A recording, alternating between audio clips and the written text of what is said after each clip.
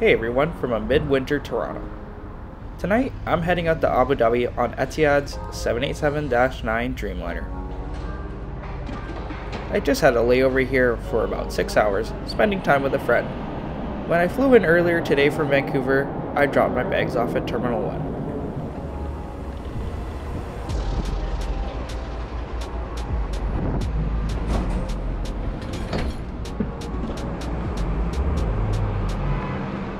Once when that was all said and done, it was time to make my way over to Terminal 3. On record, I've flown out of YYZ over 60 plus times, and this would be my first time flying out of Terminal 3. As mentioned in previous videos, I'm not too crazy about showing up to the airport early. So with that, there were 0 lineups at check-in. This was even 2 hours prior to departure.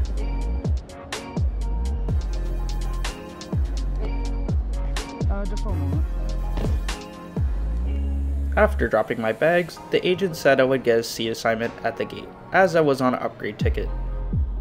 Going past security, this terminal was fairly dead, except for our gate. Next to our gate was Pakistan International, so it was honestly pretty hectic here. Also, the Plaza Premium Lounge is here too, if that's your cup of tea. It was so busy here that it was kind of a pain to get a shot of tonight's aircraft, this 5-year-old Dreamliner. Boarding started 90 minutes before departure. I was honestly pretty shocked that the flight crew were ready that early. With that, the majority of boarding was done about an hour before departure. That's when I got my seat assigned. Hi sir, how are you? My seats on tonight's hop over the Atlantic and Central Europe is 10G, an aisle seat.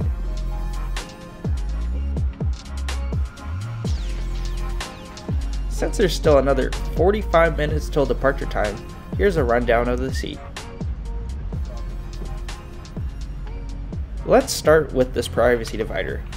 This will become very useful throughout the whole flight. We got a decent sized IFE screen with a coat hook next to it. The tray table is very large and sturdy. It has its own light, just for the table, and it can be moved forward and back to get in and out of the seat. Right next to it is the seat controls. This is for all the seat adjustments and the lighting.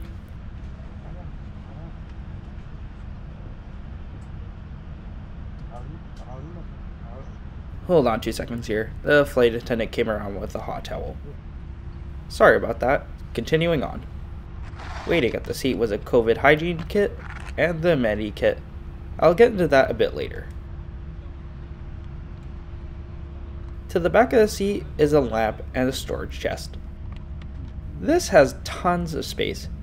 Inside is the noise cancelling headphones and a bottle of water. To the side of the chest is a little shelf cutout for your phone and other belongings. Last but not least, a blanket, pillow, and menu were waiting at the seat. While filming the seat, welcome drinks were offered. I went with the classic lemon mint.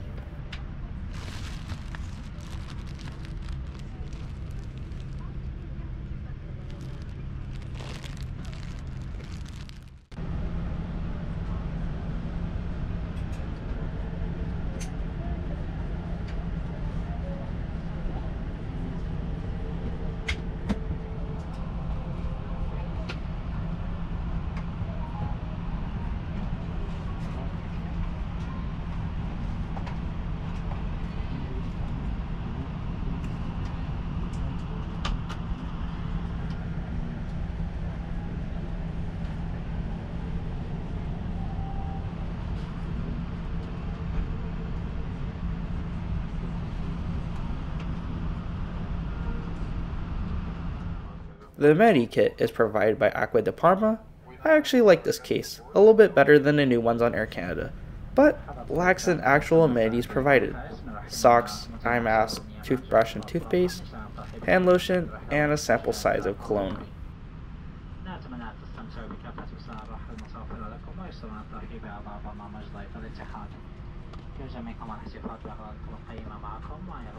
The COVID hygiene kit is fairly interesting. Besides the wipes and hand sanitizer, they provide you with a reusable snoot. While still on the ground, here's the IFE. It's equipped with a Panasonic touchscreen remote, which is always useful. Unfortunately, I didn't even get a chance to check out any of the movies, but they have live TV on board, which is an amazing feature I absolutely love.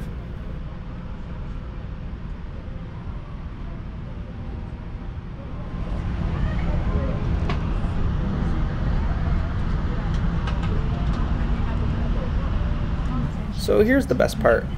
For boarding for 90 minutes prior to departure time, we still didn't leave on time. We were on the gate for an extra 10 minutes past departure time before pushback.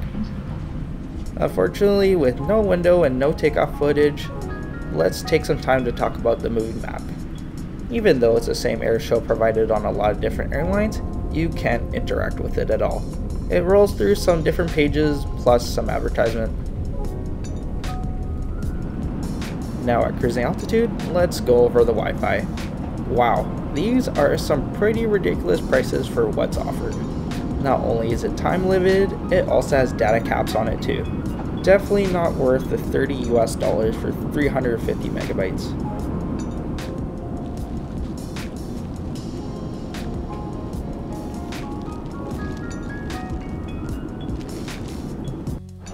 Here's another problem for the passengers, the lavatories.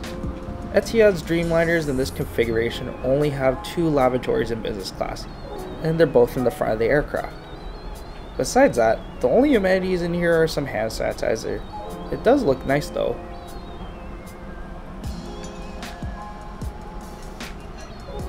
The meal started off with a glass of cognac and some toasted nuts that were cold.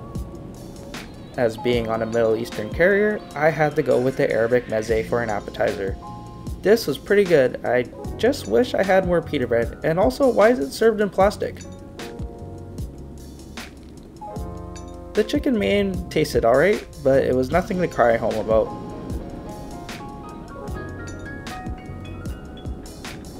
The highlight of the meal was the mango mousse though. It was so creamy and super tasty. As I was super tired from the day, it was time for bed. Only a blanket was provided, no mattress topper or slippers, but I still managed to get a full 8 hours of sleep. My seat neighbor next to me seemed to have a pretty good sleep too.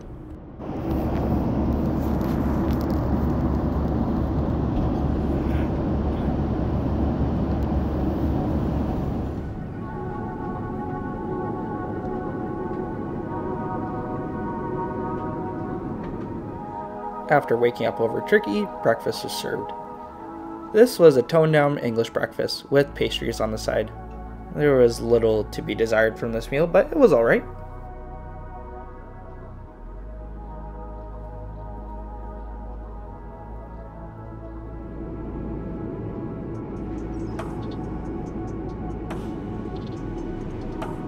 So I noticed this about right before I went to bed.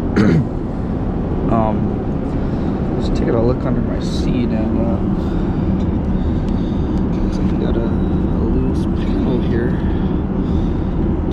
I think this is for the life vest. Yep. Panel for the life vest is hanging loose. Let me see if we can fix it. And there we go. See, it's like nothing even happened.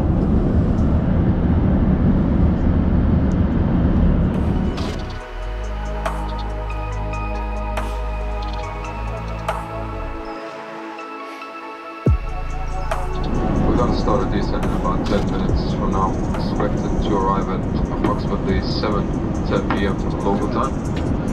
Otherwise it's showing fairly good weather. It's a bit of wind.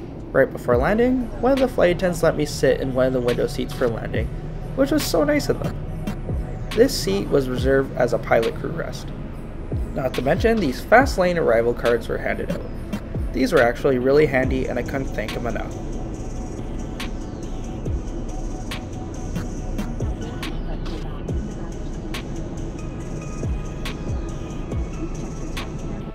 So let's have a rundown of the Etihad experience and what can be improved. Honestly, going into this flight, I expected as much as I've heard prior. The early boarding, it did bug me too much, but that's probably just a contracted station thing. Look, I'm not bothered by privacy on planes, especially in business class, but How these seats are laid out and designed, this led to a handful of awkward stare downs. The privacy dividers helped out a little bit. The food and service was lacking quite a bit. The contracted catering is one thing, the meal left nothing to remember by. The flight attendants, although were nice, lacked a ton of engagement. My previous experience with the crew on United Polaris was a true pleasure and was miles ahead of this crew. Speaking of North American carriers, there were some things that Air Canada does better than Etihad. Mattress toppers, slippers, lavatory amenities, and the Medikit, just to name a few. Now, here's my biggest problem. There are normally 2 sets of lavatories in the second set of doors on the Dreamliner, but Etihad removed them for more galley storage. Especially in the beginning and the end of the flight, there was always a wait for the lavatories.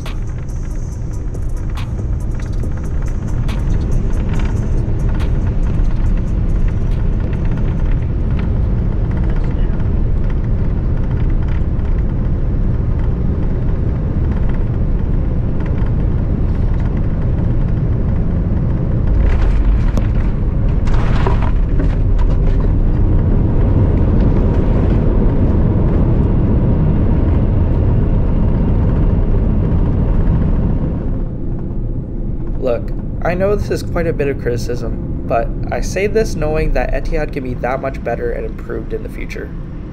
I understand that due to COVID and budget cuts, the airline has sized down quite a bit, but considering the competition with Qatar and Emirates, there's a ton to be lacking.